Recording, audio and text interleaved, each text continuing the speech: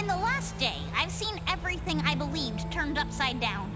Ghosts and demons were real, so I decided to play by that set of rules. What are you saying? I'm saying that rules are rules, and the first rule of the Chest of Demons is that it can only be opened by the living. Why, that's right. Except for Time Slime and Zambulu from the original show, but that's not the only lie you're regurgitating, is it, Curse of the 13th Ghost?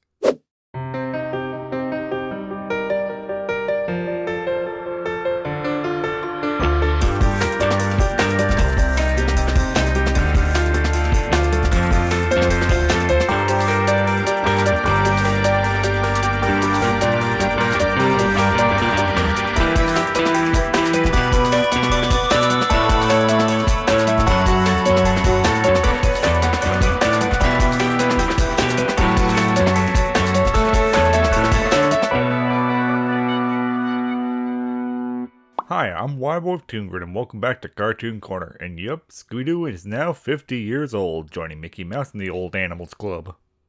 Ugh, dog wrinkles. Scooby's been a classic in cartoons since its beginnings, and if you frequent this channel and my series Scooby-Doo Corner, you know I am positively gaga for the antics of the mystery-solving Scooby-Doo. Apart from tearing through some piece of garbage movies of his, there was one show that stood out as the worst that Scooby had to offer. That was the 13 Ghosts of Scooby-Doo. It had everything. A waste of a brilliant ghost hunting premise, stale acting, an annoying fan insert character with Flim Flam here, and an utter waste of the wondrous camp talent of Vincent Price as Vincent Van Ghoul. Which I am convinced that Vincent's charisma is the only reason the show was ever made. Otherwise, without Vincent's mystic presence, I can't see why you would hold fondness for this. Scooby-Dooby-Doo, Scooby-Dooby-Dooby-Doo. Goodbye. I'll save yous! Whoo! Ow! Oh, thanks, obnoxious. Come on, WHYBOY, you're being way too negative. You always like seeing Scooby-Doo get experimental, don't you? You appreciate things like Zombie-On and Moon Monster Madness, and now for their 50th anniversary, they're finally going to put to rest the 13 Ghosts of the series that they lost out on due to cancellation. Isn't that incredible? So, are you saying you liked watching the Curse of the 13th Ghost? No, it was total butt sauce, but it's sort of your job to talk about this stuff. So, I'm going to get some waffles instead. Obnoxious T Ghost is outie! Woo! His last name is Ghost? Yep, sure funny how that worked out. Boop. This is one of those split the fan base on the middle sort of Scooby movies. You either love it or hate it. And I think I know the main reason why, as it all centers on asking, did Scooby-Doo Curse of the 13th Ghost lie? So from the trailers, this is how the movie was pitched. After Scooby and the gang are forced to retire from mystery solving due to wrongful catching up some cantankerous old man, the gang happens across Vincent Van Ghoul's crystal ball, who for months has been trying to reach Shaggy, Daphne, and Scooby and have them return to help capture the elusive 13 ghosts from the demon chest, Asmodeus. Now, the continuation is framed like this because the 13 Ghosts of Scooby-Doo was terribly managed. Throughout this 13-episode runtime, they only captured 12 ghosts within the chest. I'd argue 11 myself because neither the show, the fans, nor Wikipedia could decide if Captain Ferguson here was it the random ship ghost captain, or one of the 13 most dangerous ghosts in the world. The ghost from the demon chest that actually appears from the chest in that episode is this tornado Cyclops, and that means it's either an entirely new ghost, or just a combo of every ghost the gang caught so far. There's no way of knowing, as the writers on this show don't understand how to give context clues. But whatever, Asmodeus is the 13th ghost, and now Daphne, Shaggy, and Scooby suit up to catch the last ghost, as according to Vincent in the intro, only you can return the demons to the chest. Ah, yes. Because you let them out. Well, Scooby did, and then Flim Flam and Scrappy catch the majority, but sure. So the adventure is on as the 13 Ghost Gang sets off to catch the ghosts, and the writer now has to manufacture what Fred and Velma will contribute to the proceedings. Can't just have them awkwardly standing around, can we? So Fred is given a, "What? I ain't the leader. What am I? Spin as Daphne takes the lead in a stereotypical gender role switch plot, and Velma's here to be her 110% skeptical self. So, seems like we got everything we need to make a pretty decent flick for the 13 Ghosts fans. Now, for me, the hater. I was just hoping, thanks to a movie format needing stakes, we could have Asmodeus be a threat. Given the original series was full of demons, it seemed great to offset the game's goofiness with some actual supernatural threats, as that's what works best for Scooby writing, and not 13 Ghosts. Avast, you swabs! Follow the bouncing ball, and everybody sing! Roll, roll, roll your boat gently round the green. Warily, warily, warily, warily, right is rotary. Roll, roll, roll your boat gently round the green. Warily, warily, warily, warily, right is rotary. This is the worst dinner music I've ever heard. I'll admit, I was pleasantly surprised by how Curse of the 13 Ghosts started. Sure, you got all the references and such to make the fans go, I clap! Because I remember a thing from my childhood, and this brief euphoric moment of joy allows me to stem off the fear of death from my impending old age. Hooray! There is honestly some great stuff built up in this movie. The Jets and Asmodeus are built out to be these larger-than-life nightmares that create a tangible threat in this narrative. Daphne gets to step up as a leader of Mystery Inc. and show off some confident moments instead of that live-action movie where... Not me. Help? Yeah.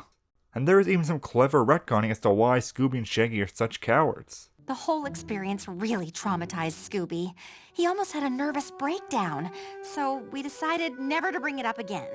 There's no such thing as ghosts. Do you think we were born cowards? Oh, sister, the reason we're always on edge around ghouls and goblins, even fake ones, is that we've seen and fought 12 of the real thing.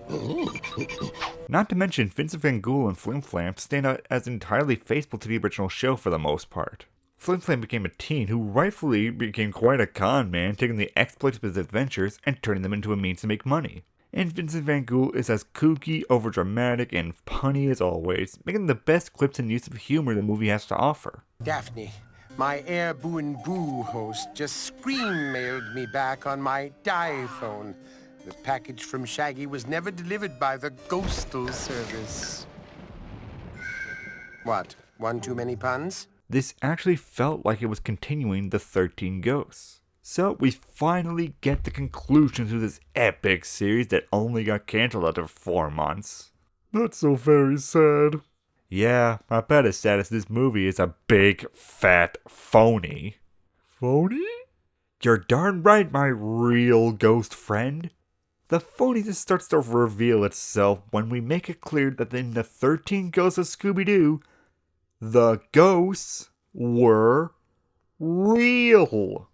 The monsters were land developers in rubber masks. They weren't Old Man Jenkins. They weren't an awesome robot that protected an amusement park. These were all supernatural entities like demons, wizards, succubi, witches, and of course, ghosts.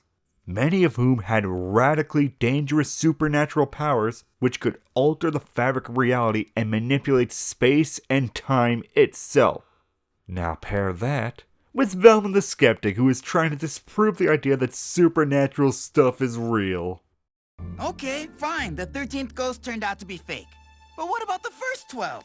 Mass hallucinations from high-altitude oxygen deprivation. I mean, it is the Himalayas.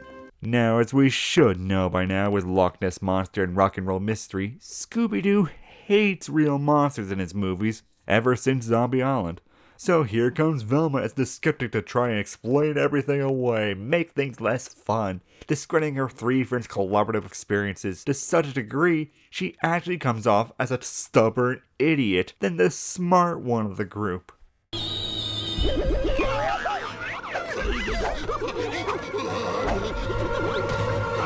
found the howling wind! It's just a recording played on a network of hidden speakers! I knew something was up as soon as we arrived.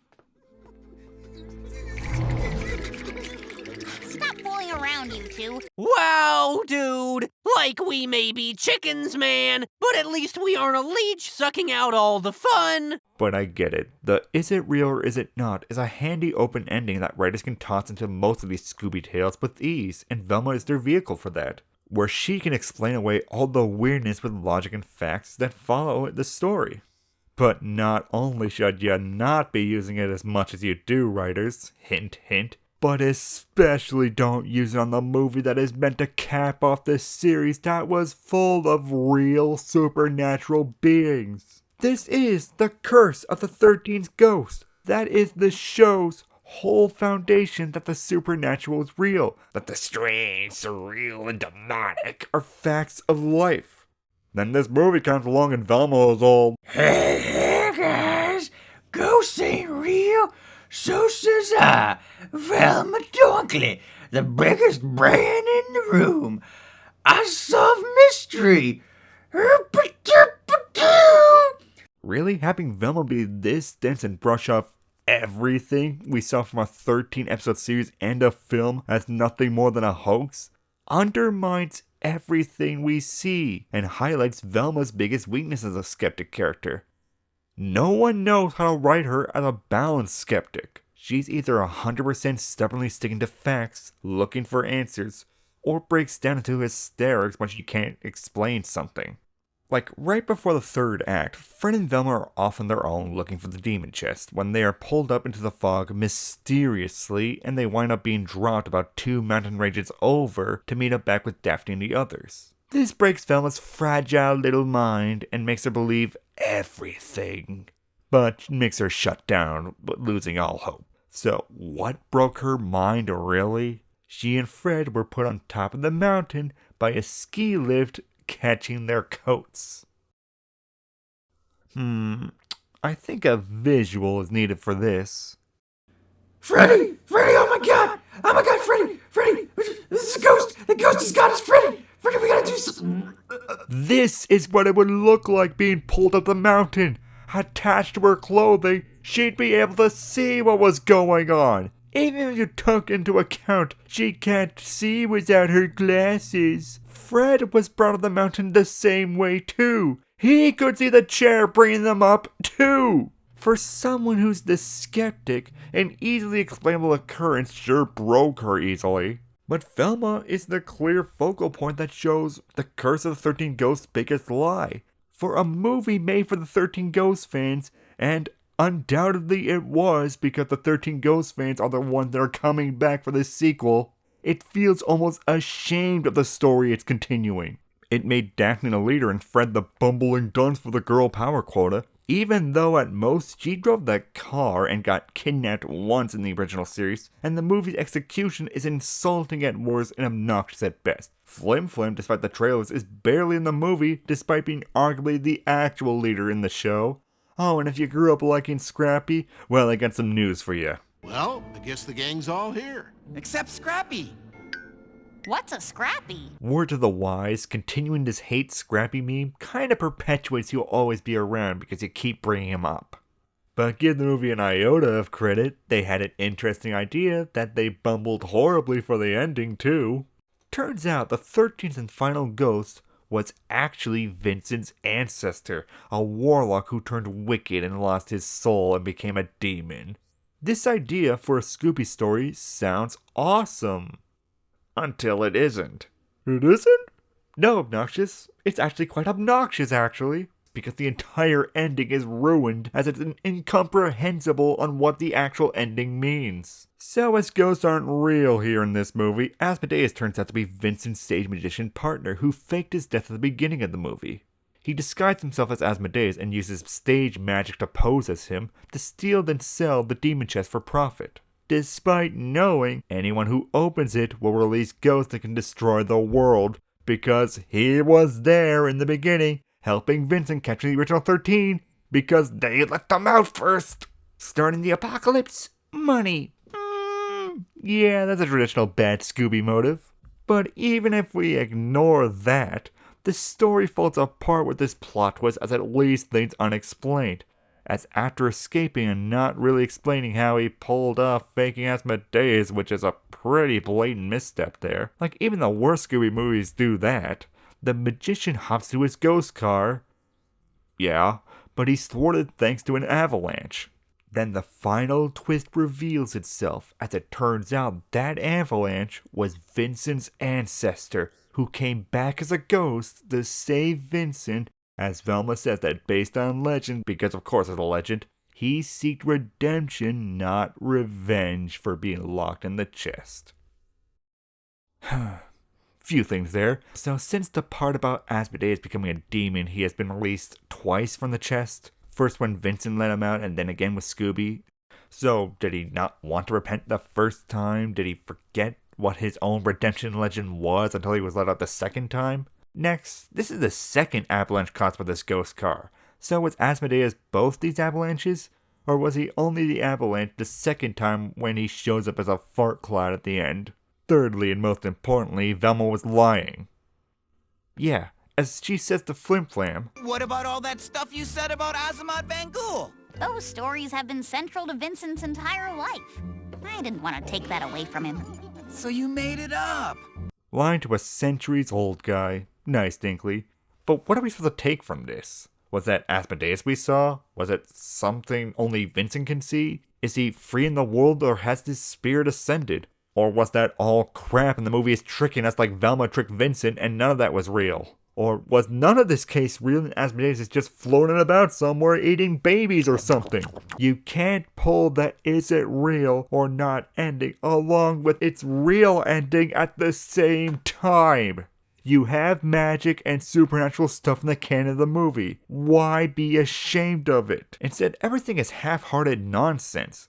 Vincent isn't even allowed to do any cool magic like his magic carpet, and the 13 ghosts get completely undermined as nothing more than, it's made up garbage. Oh yeah! Like, remember that time we entered the mirror dimension? Dude, that was like wild, man!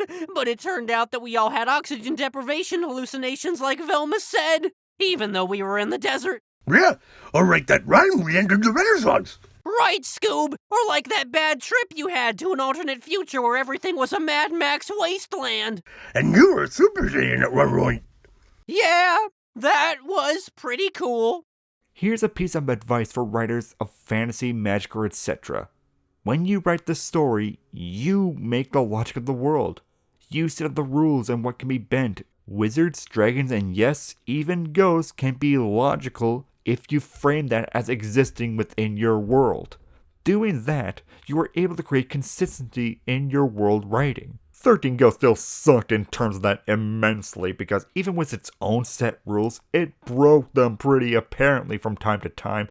But the 13 Ghosts of Scooby-Doo never lied. The 13 Ghosts were real. So the real curse of the 13 Ghosts is not Asmodeus. It's that this movie is too ashamed to even try to be about a real supernatural ghost. And, even bigger, it's a lie of a celebration, as this is an insult to the 50th anniversary of this franchise. That sure did stink, WHYBOY. You didn't even go into anything about the poor writing of Daphne and Fred with the gender role theming the movie attempted. Oh, you're right, and that was sad in and of itself. Well, if people want to see me talk more about that, then be sure to like this review and comment below. And seeing as this is Scooby's 50th, more Scooby reviews will be coming, even a whole month special this October from ToonGrin. Right you are. Be sure to keep up to date and support future ToonGrin vids by subscribing and hitting the notification bell, following us on social, Patreon, or our official site toongrin.com. Links are in the description below. And as always, be sure to tune in to ToonGrin!